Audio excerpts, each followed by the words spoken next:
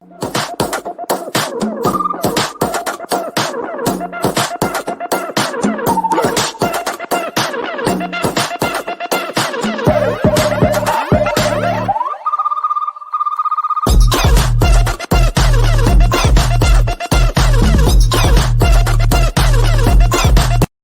night I was riding my bicycle in the rain in Central Park.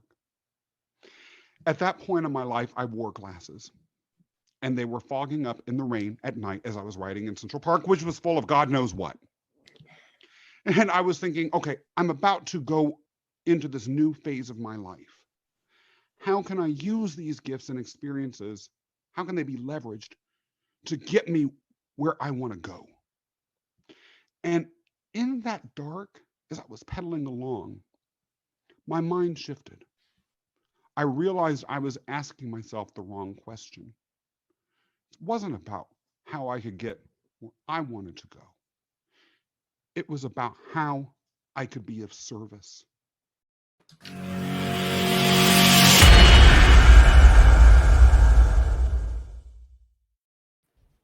Hey. Welcome back to Leaders Lead the podcast. This is our Friday show. Today we got a special treat for you. We got my brother, Scott Mason. He is a international inspirational speaker. He is a former lawyer. He's one of those people I like to call a corporate runaway. Scott woke up one day and said, you know what? I'm not living in my purpose. I'm not walking in my purpose. And he changed it. He changed it at the drop of a dime. Just like that, he did it. Scott is very inspirational. He's one of those people, man, I've been looking at for quite a bit on LinkedIn and all this social media, man. And the first thing that I said when I saw Scott was, oh my God, there's hope. There's hope for people to be on social media or social media influencers or whatever they call them now, to be authentic. This brother is authentic. And I tell you what, when I made the decision to do this full time, I wish I would have known a brother or had a brother like Scott Mason that could just tell me to keep going.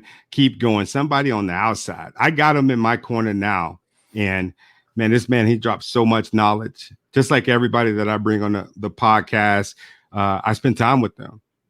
I consider them my friends.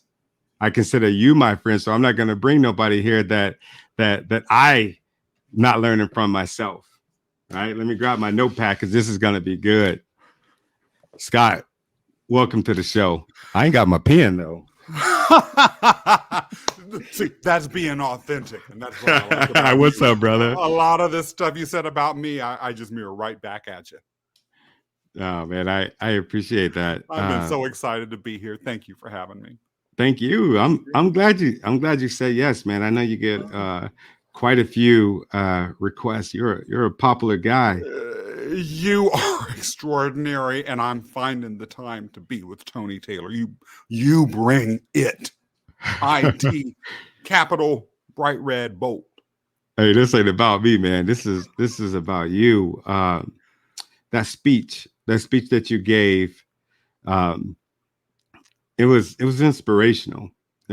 I could see the pain, and I can also see the joy in your eyes when you said that. What was going on during the moment of that moment, that defining moment for you? What was going on? There was uncertainty about the future. There was fear. There was also a sense of determination, though, that this feeling that I've been given this life, that I've been given gifts, that I've been given experience, but not just not knowing what to do with it, and having it just not make any sense, and perhaps the fear that it would never make sense, and that my entire future would unfold into just some spiral failure, and not just personal failure, but failure to the cosmos that gave me the things that it had and me not having fulfilled the promise that the cosmos offered me when it gave me those things. That's what was going through my mind. But there was also a determination that something had to change. Something had to change. Wow. You said failure. And failure. Like where does that come from, man? I have come to believe through lived experience.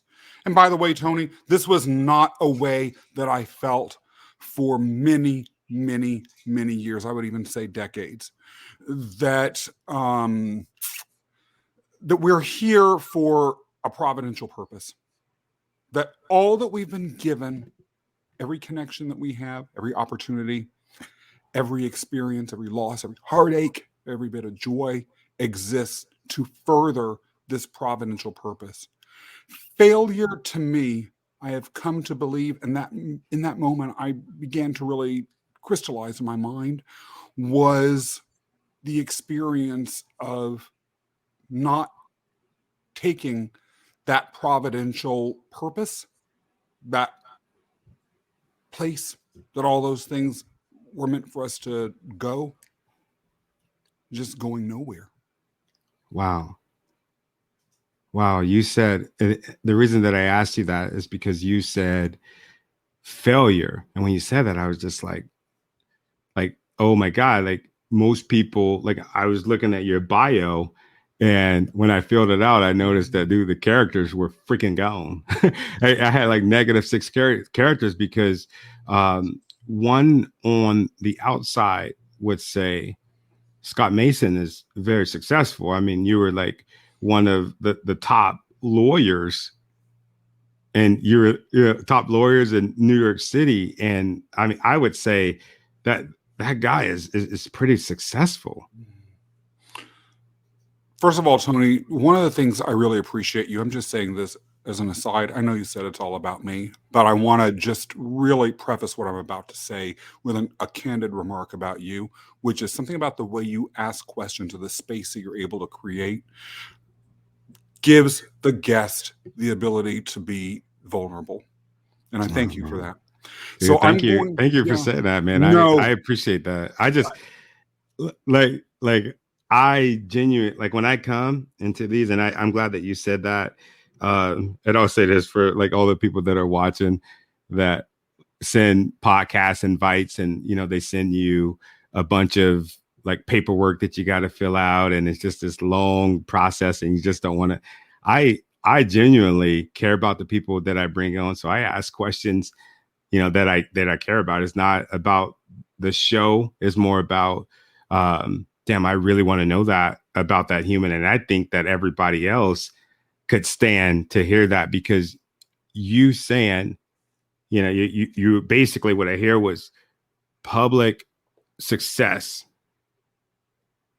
private failure, because you weren't living up to your expectations of whatever that purpose is for you, right? I would even say public success, private failure, existential failure. Ooh. And there's a massive divide, at least potentially, between the public sphere and the sphere of the existential, or the sphere of the existential, I mean. Tony,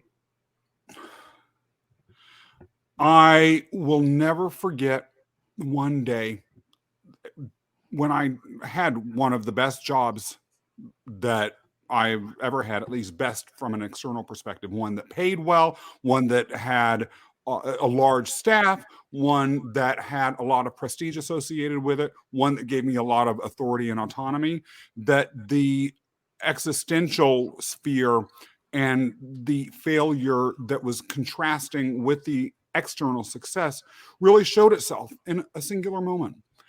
I had a very early meeting, 7 a.m. It was during July. It was so hot. And after that 7 a.m. meeting, I got to work early, had the meeting, then decided to go out and get some breakfast at a diner across the street from the office where I worked. And when I crossed the street, I looked to my right, and there on the corner right on the curb was one of those metal coffee stands. And in that coffee stand was a man selling 75-cent cups of coffee to folks that were on their way into the office that morning. And I saw him take 3/4 from a customer, and then I saw him hand them a cup full of hot liquid. And when he handed them that liquid, Tony, he was smiling.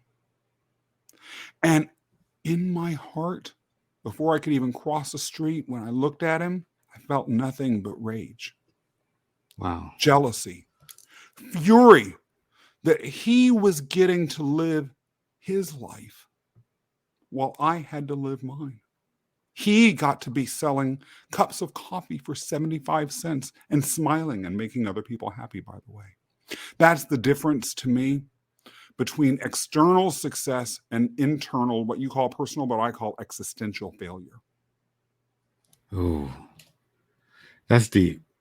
That's deep, because again, one would say Scott was rolling in the dough and this guy was, selling the coffee. Obviously there's some kind of difference when regarding pay, but what you said was you could basically see that joy inside of him, and you wanted some of that damn joy. Yeah, I had none. Wow. Yeah, I would told people, and I tell people to this day that during this period of my life, and as my career ascended from there, I didn't have a soul. I'd look in the mirror, I saw a human being with fire inside. Maybe I should say not fire, brimstone. Damn. No soul. That's not a way to live. Is that because of the job that you were doing? I think it was because of the jobs and the course that I had charted for myself that I was choosing to follow through on. They weren't connected to who I was. They weren't connected to, even though these jobs all were public service jobs, or they had strong components in which they were at least ostensibly making the world a better place. They weren't tied to my purpose. And I was not pursuing them really to make the world a better place. I was pursuing them because I wanted the authority. I wanted the title. I wanted the position. I wanted to prove something to this world. Wrong motive. Wow. Yeah, I'm glad you said that, because I was in a similar circumstance. I was working for the Department of Defense, and I was a captain in fire prevention, and it was going good. My career was going good, and had this fancy uniform, even had a government car. But dude, I was miserable because I was in the capacity of serving, but I wasn't serving my purpose. And then I went on this journey from there and kind of dove deeper into the real corporate structure outside of working for the government.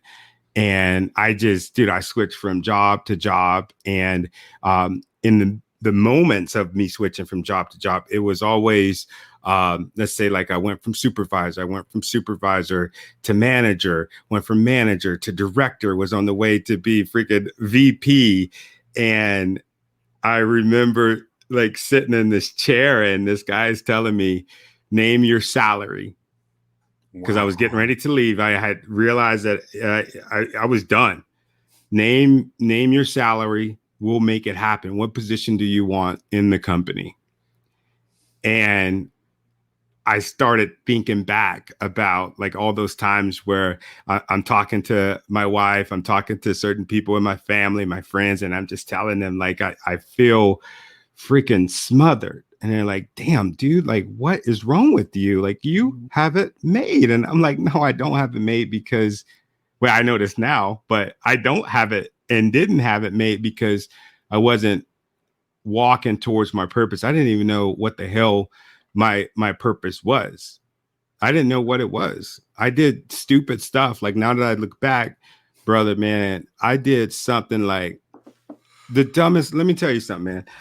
I bought a Mercedes, and the first time that I bought one, I ended up buying three. I think three, every back to back. I didn't even like the freaking car. Okay. I didn't like it. I thought it was cool. I didn't like it. And then we had like upgraded it, and then like, man, it's cheap. You roll the window down. It just, you roll the window down, it start piercing my ears. It was just all of the stuff I didn't like about it. And I was just saying stuff like, it got the safety rating, the highest safety rating in the world, which was true, but I didn't care about it that freaking much. What I cared about, right, was letting people know that I got it, but not even like on purpose. Like on the inside of me, it was like, I deserved this, but it made me feel like shit. And I went on a journey of like purpose, and I start getting rid of stuff. My mom is like, dude, what's wrong with you? What are you going through? I'm talking about, I can get rid of my car, and I even thought about once, like, getting like a small cabin, 10 by 10 cabin, and just like being by the water. But that was just going down that purpose highway. You're speaking my language. It's really like we were living the same life, just in different circumstances. Yeah. My version of that cabin, I left government work and took some time to figure out what my next step would be. I went into nonprofit work. That still wasn't really where my heart was or where my purpose was ultimately driving me. But during that period, before I went to that nonprofit, again, that same sense of misery and existential angst and disappointment in what I created for myself and dissatisfaction with everything that I had settled in. And I remember when I worked in government, at one point, my husband and I took a trip throughout India. Wow. And one of the things that I began to do was look for jobs in India, and really thinking about it. Some of it was because India is awesome. I could easily see myself living there and enjoying it, but really being honest about that inside, that wasn't it. Maybe a little bit of it, but not really. Really, what was it? Was it India is so massive, so large. These cities, you can disappear in them. And that's what I wanted. I wanted to go to another country and just hide, to disappear, to be swallowed up by something and never be seen again. Damn. I didn't have a soul. Damn. So throughout that journey, I'm glad it's interesting we're talking about this, because the name of your podcast is called Purpose Highway. Purpose Highway, because it's a journey.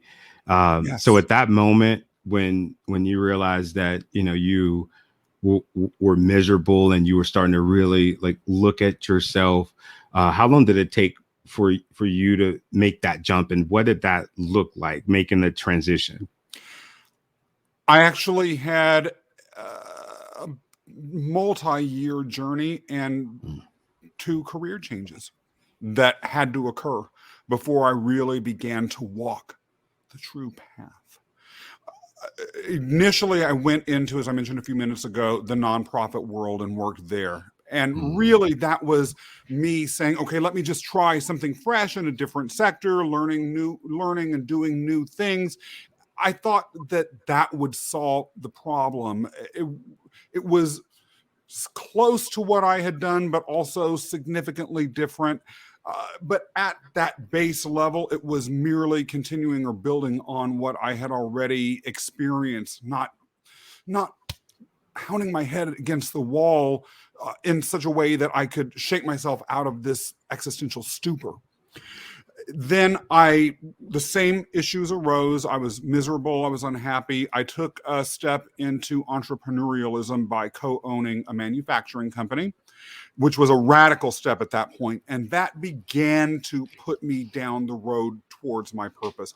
Ultimately, that particular company and what it did and the business partnership I had were not directly connected to my purpose, but it opened the doorways and began to be those first bricks on the yellow brick road, that got me going there. So when my business partner and I had, a few years later, an amicable separation, by then the direction that I needed to go and the understanding that this was my last dance, my last chance, and I needed to make the most of it was quite clear to me. I was ready to do it, and I needed to be ready.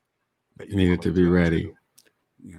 Oh, dude, that's good. That's good. I say that because oftentimes, we might not know what our purpose is, but we know that the things that we're doing in our life, it does not align with who we want to be, who we truly are. Yeah. And if for the viewers that are watching this, like, you might be going through something right now and you might not have all the answers. Like, I want to tell you, like, if you're listening to the story, Scott's telling you that you don't have to have it all figured out to start walking, to start taking that journey. When I left the position that I was at, man, I had so many doggone jobs. I'm like, damn, do I put all of these jobs on LinkedIn?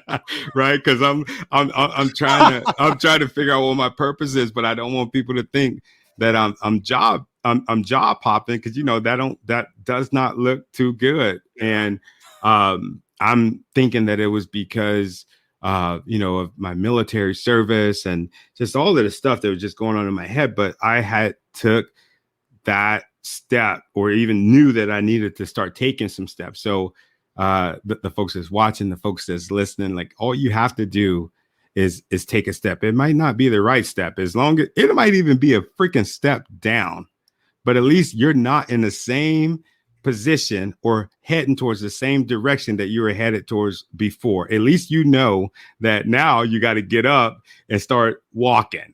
You got to get up. At least you have a direction. At least you have a starting point. And dude, I it's beautiful the way that you said that, because it put me in the mode of, I need to make a change. It made me think about that, man. That's good stuff, Scott, dude. And I will say this too, simply because I have to. Those looking at me may be fooled and think I'm only 26. But I'm not. I'm a little older than that, a day or two, maybe just, but a day or two older than that youthful, tender, dewy dawn of the youth. It's never too late. It's never too late. And what you're talking about, shifts and changes and mistakes and turns and all of that sort of stuff, if we view things from a longitudinal perspective, in the moment when we're making these decisions and walking through the woods of chaos and bouncing from lily pad to lily pad of job, in the long term, all of those things can and do often come together in ways that we could never have imagined. So I also really like the fact that as you're talking about finding your own purpose, you're not necessarily saying that it has to be a linear thing. In fact, you're using yourself as an example of someone who didn't experience it that way, but it all can and will come together just on its time, and not in a way that we might expect all the time, but sometimes ways that are infinitely more beautiful. Oh, yes. So great. We so many times think we need to take the leap, but we really just need to take a step. Yeah. And then we got another viewer, one step at a time, right? You will get there as long as you keep stepping. Your boots are made for walking. Yeah. I'll take that misery right now. Sorry, I had to. Oh, man. Yeah. No, he's talking about the comment where we're talking about making money and being miserable. It's a real thing. They say, look at some of the millionaires that were supposedly happy, right? Look at some of those folks, and they hang themselves. They do things to take themselves out of their misery. Money don't really buy you happiness. I mean, money will make you happy, but it ain't going to buy that joy, that ultimate happiness. It's not going to put you in your purpose. If used properly, it could be a tool to help you fulfill your purpose. But I don't know. I really can say this, like, from the bottom of my heart. That's one thing that has transformed inside of me. Like, money cannot buy you or replace joy. Like, it just ain't gonna happen. I'll also say this too. Money, you mentioned money if used properly or something to that effect. one of the downsides of me having accumulated money and power and position without having done the inner work necessary to connect to my purpose was that I wasn't able to use money wisely. Now, I've never spent money wild and woolly, but I look back and the ways in which I spent money weren't necessarily related to self-investment. Right. Because I didn't feel the need. Why did I not feel the need? Because I wasn't connected to my own humanity. My own humanity wasn't taking this, the disconnectedness was keeping me from viewing the trajectory that I was on as worth investing in. Whereas now, connected to purpose and moving forward as you are, the necessity of self-investment as a place for my money to go has been a maximum priority. I'm so glad for that. Yeah. Yeah. So on the subject of like you finding your purpose, walking towards your purpose and living and breathing in your purpose, what is your purpose? How many times can I say purpose in one episode? Purpose, purpose, purpose, hashtag purpose. We could always say meaning too. Yeah. Providential destiny. There's a zillion different synonyms and we'll figure them all out together. Yeah. So first of all, my purpose is to use the outstanding gift that I have, which is the gift of gab, or the ability to speak, project, and bring energy into the room to connect with others and to help people find that connection with their inner self in order to really bring their lives forward in a different, oftentimes unconventional direction, as well as to expose folks to movements that are out there or others who are creating pathways for connecting to meaning through their own rediscovery of things like inner spirituality and sense of ethics and even spirituality. And so I have been working historically with some small business owners, and part of what I do with them is related to operations and some hard business things.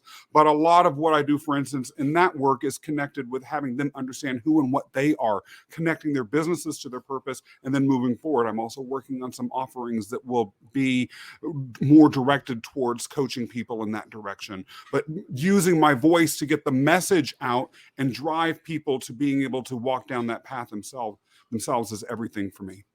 I like that, man. I like that. I'm always writing down the gems, man. That's good stuff. You said helping. One thing that struck out to me was helping people discover who they are. Why is that so important for us? And why is that important, like, for you? Like, what came from that? We are a social species. Part of why humanity is the dominant species on this planet. We are the only species in the history of this planet who can alter the face of the earth itself, who are changing climate itself. We are the only species in the history of this planet who have left it and left our marks on alien bodies, other planets and moons. Part of what's gotten us there is that we are social beings. When the first humans stood above the grasslands in Africa and scanned the environment, they had to communicate what they saw with others, and they did. And communication allowed us to be able to build rafts or to be able to clothe ourselves and adapt to different environments and spread around the whole world. So why am I telling you all of that? Because connection to who and what we are inside, communicating and connecting with each other, is essential for our survival, growth, and progress as a species. But we cannot do that. We cannot communicate with anyone unless we're able to communicate with ourselves. And we cannot connect or communicate with others without those internal connections and communications. Otherwise, everything is just transactional. As human beings, there's something fundamental about our makeup that requires meaning, that requires true connection. I suspect that that thing is trust. The ability to have real trust is what enabled us to move beyond those grasslands and conquer the world. But trust, without the connection inside that enables you to be authentic, you cannot create the sort of connection that builds that trust and then lets you be able to be out there and actually effectuate change in the world once you've found your purpose. Is any of that making sense at all? No, I'm picking it up. So the trust, does that mean, like, as far as trust in yourself, like, are we talking about like self-efficacy kind of? Or I would say self-efficacy, yes, self-honesty, but connection with our authentic core. Because if we don't know what our authentic core is, how can we connect or communicate authentically with another? If we don't even know what authenticity is, if we don't even know who or what we are, it's impossible. You are communicating without an inner sense of connection to your humanity. You're communicating, or you're attempting to communicate authentically, is attempting to communicate something out of a void. There's nothing there to communicate, at least authentically. I like that. I love, like, as far as being authentic, I feel like as humans, we struggle with that the most. We do. As far as the type of beings that we are, because you know how you can go to one state. It's like I never forget, man, going to I think I went to like Texas or like Mississippi when I was a kid, and then going back. I'm from the Midwest, so going back, and I'd be like, y'all got some sweet tea. And they look at me like, what the hell? Because you're around you're around people, right? You're around people, you start picking up their habits, you start picking up their terminology, and sometimes, depending on who you are, that can kind of like fringe on who you are as a person too. That's why I was asking you about that. I think that's important, man, to remember, to make a conscious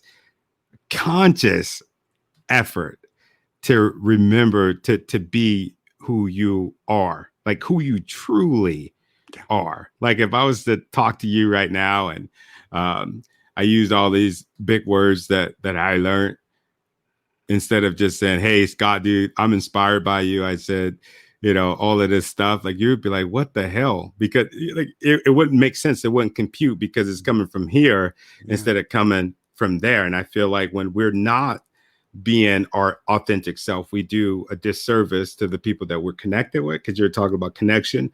We do a disservice to the person who we should ultimately be connected with, and that's ourselves. I'll even push a little further than that, Tony.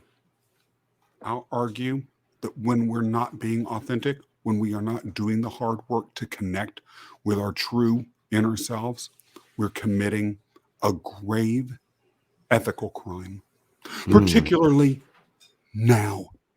Because I'll tell you this public health crisis that we've been living through for the past year and a half, it's just the beginning. Anyone who thinks that the challenges facing humanity and our planet are going to end the minute we hit herd immunity, or everyone in the world is vaccinated, or the COVID virus becomes endemic, anyone who thinks that that's it, live in a fool's paradise. The problems that we have as a species are going to be big.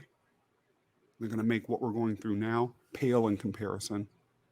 For us to be able to solve these problems, connecting to each other to bring out the full force of our creative capital, of our intellectual capital, and then uniting to build out whatever solutions that intellectual and creative capital are able to come up with, are going to be life or death for our species, life or death.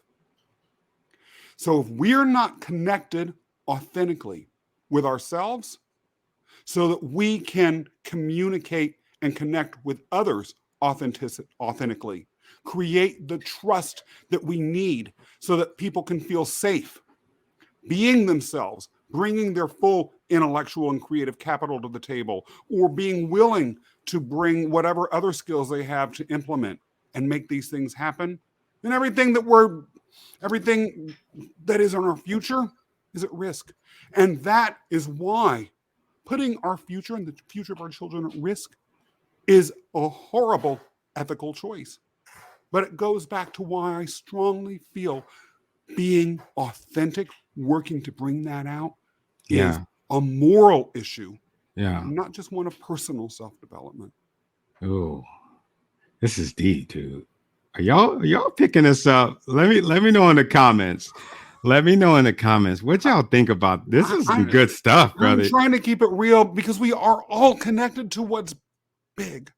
We like to just sort of sail in our own ship. I'm sorry, but a ship alone in the ocean, if a tsunami hits, it's flipping over. We've got to have an armada. Yeah, I got a question for you. Why do you? I was thinking about this the other day. I think I might have been riding my bike or talking to my wife. Actually, I was like, why do you think? Because we're talking about the sickness, we're talking about herd immunity. Why do you think that this whole pandemic, coronavirus, has become so political? What do you think that's about, man? You don't got to answer it if you don't. Oh, you asked me, I'm going to answer. I know you want to answer it. you just wave some catnip in front of the. No, you started, man. You started. I'm like, shit. Let's go there, man. It's Friday. I will answer that just off the cuff. Now, don't hold that to me 10 years from now. I don't want to be canceled because I said something wrong. Ladies and gentlemen, and my non-binary friends, this message is strictly from Scott Mason. It does not reflect the opinions of Leaders Lead the Podcast. All right, go ahead, man. Yeah, go ahead. We're good. We're good. Nothing feels better than we just did some house cleaning. More seriously, let's go back to some things that we just covered. Connecting with our inner humanity allows us to connect authentically with others. And what does that authentic connection do? It creates trust. Ethics are related to all of this because a social species needs trust in order to survive. So the building of trust is itself an ethical issue. Straying far from ethics. Ethics don't just exist because, in my opinion, because some deity somewhere said, you should do X, Y, Z. Ethics developed because we needed to have a social contract in place for our species to survive. However, and the social contract implies that as a species, we are interdependent. You're an intelligent dude, man. No, you bringing it all out of me. I'm actually possessed by your spirit, and I'm just utterly. You're intelligent, man. You know that, right? I'm putting on an act. I'm putting on a good act. I hope I'm fooling some of y'all. Go ahead, man. I didn't mean to interrupt you. I'm being a bad freaking host. I'm just trying to keep it real in my own little way. I love it, man. What does all of that mean? What do all those fancy words mean? They mean that for us to thrive as a species, we need unity. Anytime we are taking approaches to our life situations and our interactions with each other that promote division, we are acting unethically and contrary to our larger interest as a species. We, I believe, have become comfortable and have been comfortable for a long time. So comfortable that we haven't really had to face, even when situations like 9/11 occurred or some of the other larger post-World War II challenges that our species has faced. We haven't had anything that is so existential that we have, as a larger group within society, had to confront the consequences of our comfort.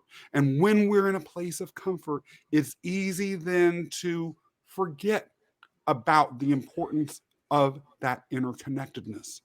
And when we forget about the importance of interconnectedness, as it happens when we forget anything, it begins to slide down as a priority. We don't necessarily act with that in mind.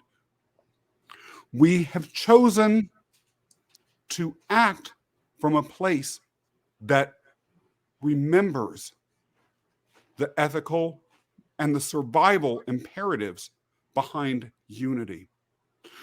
We have habituated ourselves, and by the way, all of us, I believe this in a free society, have a profound responsibility to think about our actions when we do things like vote or support political candidates or even how we spend money. And to be truly engaged thinking about these bigger pictures.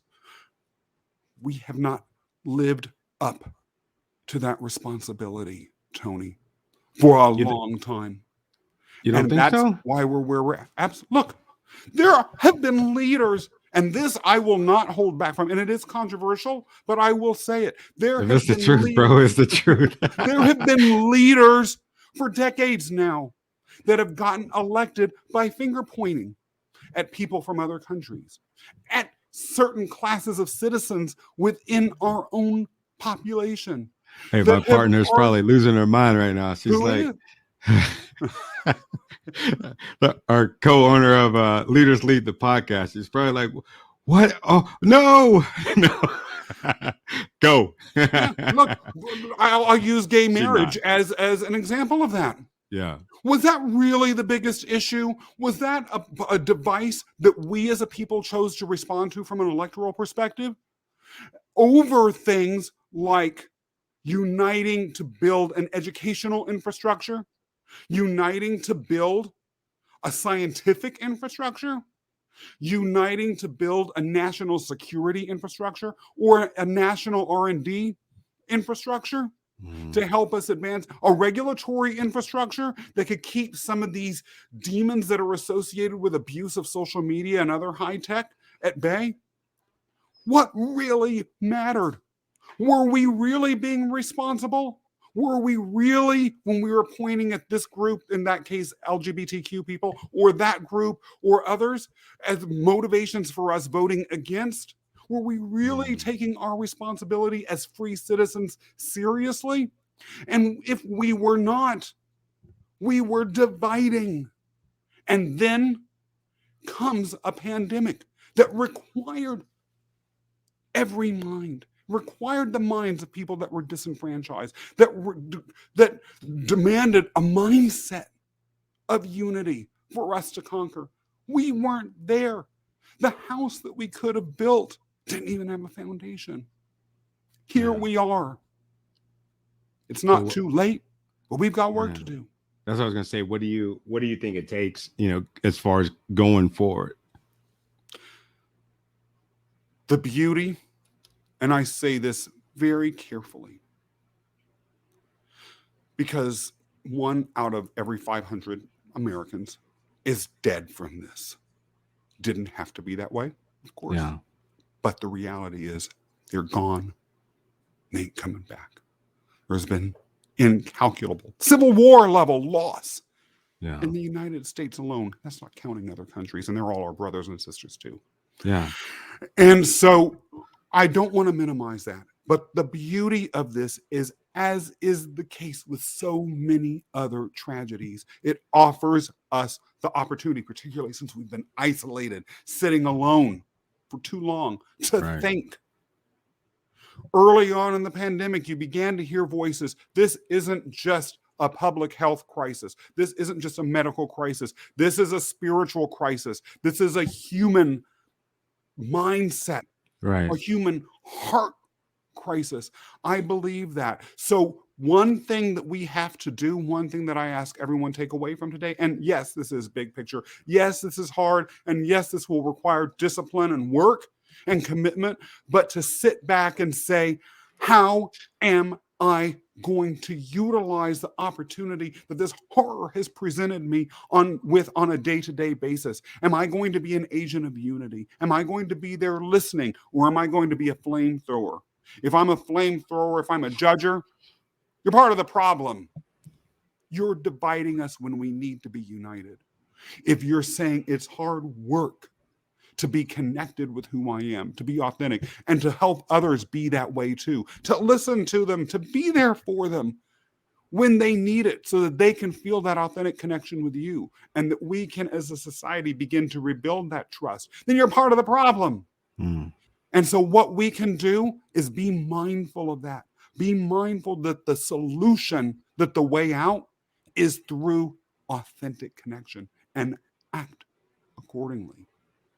Wow. So what about the folks that might feel a sense of doom and gloom as we get ready to close? What are some words that we can give those folks, words of encouragement? For too long, all of us have chosen to believe that not all of us, but many of us, and we've been taught this almost universally, that individually we don't matter. Every last human being matters, even those that are feeling doom and gloom and afraid. The possibility for connection is there. You weren't put here for nothing. Find out why. Find leaders like Tony, like me, who want to be here to help you find that purpose. And then when you find and connect with your inner humanity, you're going to be in a place to begin to build much deeper connections. Some of the connections you have now may leave. They weren't serving you. They weren't part of you being part of the solution, and that's okay too. But that's possible for all of us. And the day to start is now. Today, right now. I agree. That's interesting that you brought up connection. It seems like you're really big on connection. And I was going to ask you, how do you get, as we close up, how do you get people to be more connected? Because I know you said that you were a coach. How can you help our viewers and our listeners, for those people that are like, you know what, man, Scott, like me, I need Scott in my corner. How would somebody be able to get you in their corner? First of all, they can go to my website. I think this is a sort of answer that you want. Team Live. Sorry. Hi, Martin. Purposehighway.com. That is the homepage for my website, or for my podcast. However, it is also Scott Mason Central, and you can reach out to me through that, or through LinkedIn, which we're connected. They can simply look up S Mason1 through LinkedIn, or through you and our friendship. I love it, man. This has been good, man. Dude, I've been writing this whole time, man. I want to tell you everything that you said. I love the way that you said it, man. Definitely, we didn't plan to talk about any subject, and that's what I love about this. And the first time you and I talked, I'm like, we're on the phone. I'm like, damn, man, I wish we were freaking recording. I'm like going to start recording all my conversations, but this was good, brother. You bring it out. You, Tony, are living everything that I'm talking about. That phone conversation was great because you had done the work and you brought it on that phone and gave me the freedom to feel connected and to trust. I appreciate you, man. Any parting words for the audience? Never be afraid to walk down the purpose highway. Ooh, that's good. Thank you, Scott. I appreciate it, man. Hang out in my my green room while I close us up. I shall. All right, brother. Oh man, that was really good. I'm super blessed, man, to have so many amazing friends that's willing to come on this podcast. Like I said, I reach out to people and I have like all of these questions that go on a deep dive, and I'm just like, damn, why don't get them on the podcast because I legitimately have questions for them. And Scott was one of those people. I'm so fortunate for people like Scott, the other people that we've had on the podcast. They bring it every single time. If you know somebody that you're like, man, there's something about that person. They're such an amazing leader on the outside and amazing leader on the inside. I want to learn about them. Reach out to them. Tell them to reach out to me so that we can learn from them together. We're at Leaders Lead the Podcast. You can check us out on any major podcasting network. I actually said that right this time. Oh man, I think I might be getting good.